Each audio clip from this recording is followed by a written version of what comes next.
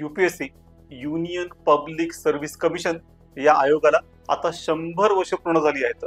लाखो तरुणांचं स्वप्न असतं या परीक्षा क्लिअर करण्याचं आणि विविध सरकारी पदांवर उच्च काम करण्याचं. तेव्हा काय झालं होतं की ब्रिटिशांनी एक ICS इंडियन सिव्हिल सर्व्हिसेस काढली होती आणि तिच्यासाठी त्यांनी लवकरच ठरवलं की एक संस्था स्थापन करू आणि त्याप्रमाणे एका ली कमिशनने शिफारस केली आणि त्यानुसार 1925 पासून हे कमिशन आलं आहे आणि 26 पासून ऍक्च्युअल कामाला लागले. या कमिशनचं वैशिष्ट्य असं की गेल्या 100 वर्षात त्यांनी उत्तम लोकांना निवडलं, ट्रेनिंग दिलं आणि त्यांना चांगल्या पदांवर बसवून मेरिटोक्रेसी म्हणजे अशा प्रकारे गुणवत्तेला वाव तयार केला. घटनेच्या 315 ते 323 या कलमानुसार हे एक स्वायत्त आयोग आहे जो राष्ट्रपती अपॉइंट करतो आणि जरी काही घोटाळे थोडेफार झाले असले तरी त्यांनी आपली पारदर्शकता कायम ठेवली आहे आणि देशातली सर्वात स्वस्तातली ही परीक्षा आहे आणि त्यातनं प्रत्येकाला संधी मिळेल याची काळजी आजपर्यंत UPSCने घेतलेली आहे.